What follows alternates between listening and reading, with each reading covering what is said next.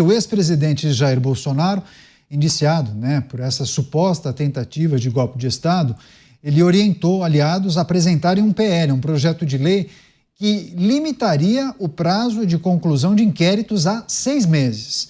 Essa proposta tem o objetivo de evitar investigações prolongadas como as que envolvem sua gestão.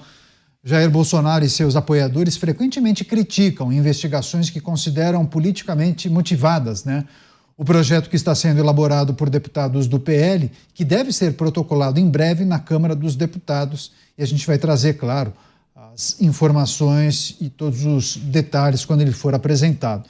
Chamar o Roberto Mota sobre essa sugestão dada por Jair Bolsonaro, está se recuperando da cirurgia, tem apresentado uma melhora importante, inclusive saiu da UTI, inclusive importante a gente frisar isso, melhora importante de Jair Bolsonaro, boa recuperação para ele. E aí ele teria enviado um recado aos parlamentares do PL, Mota, sugerindo esse projeto de lei, que prevê a limitação de inquéritos a 6 meses.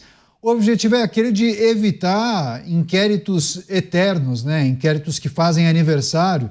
Por exemplo, aquele das fake news tem 6 anos de idade, Já saiu da pré-escola, já está na primeira série, já está andando, indo na escolinha de futebol, o inquérito das fake news.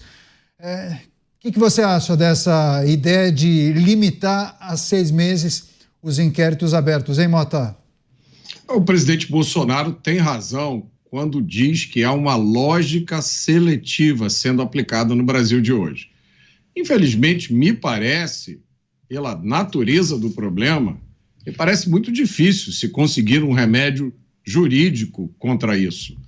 Percebam, magistrados não podem abrir inquéritos de ofício, isso está na lei, mas foi justamente isso que aconteceu. Um juiz não pode julgar uma causa na qual ele é parte interessada, mas é justamente isso que está acontecendo.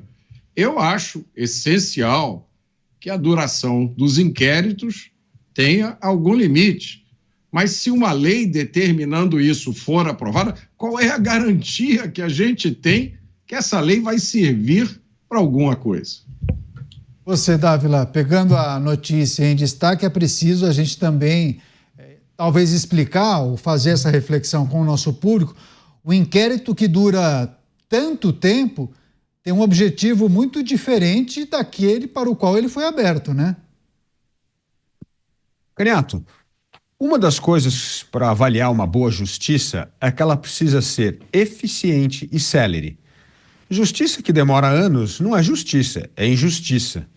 E esse é o típico caso do Brasil. O Mota trouxe bem aqui alguns bons exemplos recentes. Não existe esse negócio de um inquérito sigiloso, aberto por tempo indeterminado, que dura mais de 6 anos. Esse inquérito começou há 6 anos atrás. É uma vergonha isso. Isso não existe em nenhuma democracia. E aí existe uma outra coisa nesse. Além de demorar, às vezes sai uma sentença que muda completamente o entendimento da lei. Então, veja um caso, por exemplo, do que foi a mudança do entendimento da contribuição social sobre lucro líquido. Uma coisa que primeiro era considerada ilegal. Aí, depois de 7 anos, o Supremo diz que é legal aquela cobrança e vai cobrar de maneira retroativa. Onde é que existe isso no mundo? Nenhum lugar sério do mundo existe isso. Então, no Brasil, a justiça é lenta, ineficiente e incerta, porque a decisão de hoje, como bem lembrou o Mota, quem disse que ela vai ser válida amanhã? Aí não tem PL que conserte isso. Pois é, além de todos esses ingredientes, o inquérito que fica aberto por tanto tempo, Beraldo, ele acaba sendo utilizado politicamente, por grupos de oposição, mas também por setores da justiça que se utilizam disso de forma política, o que é muito estranho, Pois é, você vê que na falta de objetividade, esse gosto pela autoridade máxima de fazer o que quer, quando quer, da forma que convém, vai se estendendo e tudo pode ser enquadrado dentro desse inquérito. Tudo, absolutamente tudo. Qualquer coisa que aconteça no país, fica ali já uma ameaça exposta. se você tiver uma atitude tal, se você criticar determinadas pessoas, você vai ser colocado ali. Então, demonstra, Caniato, como a justiça brasileira está doente. E esse tipo de coisa, esse evento que deveria ser temporário, vamos colocar ali de boa fé, né, boas intenções no início desse inquérito, tudo que existe, que vem à tona para resolver um determinado tema, um determinado assunto, e depois ele vai ficando, acaba de forma muito ruim. E nós podemos, inclusive, usar o exemplo do que aconteceu no Brasil na década de 60, quando houve a posse do presidente do Marechal Castelo Branco, que tinha como objetivo fazer um governo militar de transição para garantir uma nova eleição de um civil. Então, colocaram para correr o comunista covarde do João Goulart, assumiu o governo de Castelo Branco com o objetivo de fazer essa transição. Só que aí, os próprios militares, ali uma parte dos militares, tomou gosto pelo poder.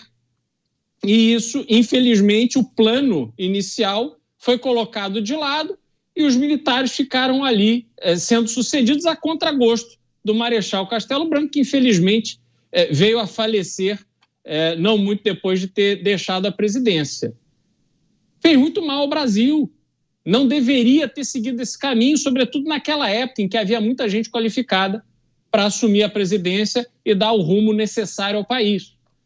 Portanto, Caniato, a gente vê que em nenhuma circunstância a transformação em permanente desses eventos temporários ela é positiva. E isso faz cada vez mais mal ao Brasil, sobretudo nesse caso, que é um caso inexplicável. Mota, só para a gente fechar aqui, porque tem muitas notícias que envolvem Jair Bolsonaro, para além da questão da saúde dele, os contatos que ele mantém com os integrantes do PL, também os casos na justiça, enfim. Como é que fica a figura política de Jair Bolsonaro em meio a essas investigações, inquéritos e principalmente esse caso que envolve a suposta tentativa de golpe de Estado em que ele agora é réu? O quanto esse cenário embolado o prejudica politicamente? Do ponto de vista de popularidade, eu não vejo nenhum prejuízo, Caniato. Existe um prejuízo evidente do ponto de vista eleitoral, que tem a ver com o fato de que ele está inelegível. Mas eu não vejo nenhum prejuízo para a popularidade do presidente Jair Bolsonaro junto ao seu eleitorado. Pelo contrário, eu acho que tudo que aconteceu nos últimos anos no Brasil, especialmente nos últimos meses, reforça nas pessoas a percepção que Jair Bolsonaro está sendo vítima de uma perseguição. Se não é assim, por que não deixam ele concorrer? Deixem os eleitores avaliarem nas urnas. Eu achei que esse era o melhor caminho. E é sempre inevitável a comparação entre o que está acontecendo com Jair Bolsonaro, hoje no Brasil, e o que aconteceu com Donald Trump nos Estados Unidos, e a gente viu qual foi o resultado disso. Pois é, essa é a análise de muita gente, né? Com massa de bolo, quanto mais bate, mais cresce, né? Ele, apesar de todas as dificuldades, ele sairia fortalecido desse cenário que é um tanto indigesto, né? De não poder participar do processo eleitoral para falar um aspecto.